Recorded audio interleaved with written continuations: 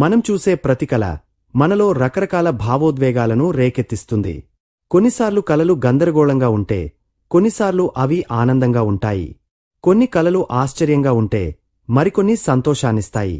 Funny కలలు నవ్వును తెప్పిస్తాయి, విచారకరమైన కలలు కన్నీళ్లను తెప్పిస్తాయి.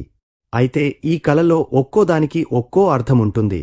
మనం చూసే ప్రతి కల వెనుక భవిష్యత్తుకు సంబంధించిన సూచన ఉంటుందని డ్రీమ్ సైన్స్ చెబుతోంది.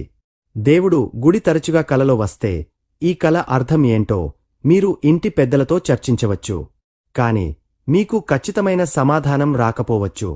స్వప్న శాస్త్రంలో కలలో గుడి కనిపించడం, గంట మోగడం వంటి ఆలయాలకు సంబంధించిన కలల సంకేతాలు చాలా విచిత్రంగా ఉంటాయి.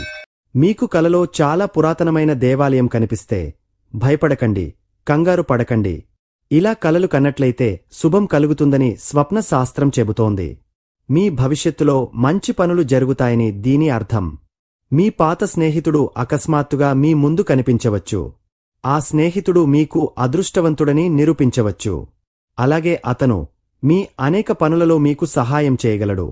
గుడిలో గంటలు మోగినట్లు కలలు కనడం లేదా గంటలు మోగడం శుభసూచకంగా పరిగణించబడుతుంది. ఈ కల మీ పని కార్యకలాపాలలో విజయాన్ని సూచిస్తుంది. త్వరలో మీకు శుభవార్త వస్తుందని అర్థం. ఈ కల మీరు మీ కృషిలో మంచి విజయాన్ని పొందుతారని చెబుతుంది.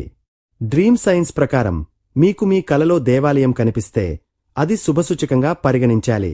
మీ దీర్ఘకాలిక పని త్వరలో పూర్తవుతుందని అర్థం. మీ ప్రయత్నాలు ఫలిస్తాయి. అటువంటి సందర్భంలో మీరు మరుసటి రోజు ఆలయానికి వెళ్లి అక్కడ పూజ చేసిన తర్వాత మీ కోరిక నెరవేరుతుంది.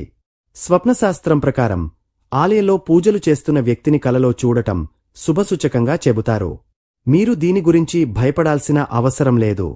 ఈ కల దేవుని దయతో మీకు ఏదైనా మంచి జరుగుతుందని సూచిస్తుంది.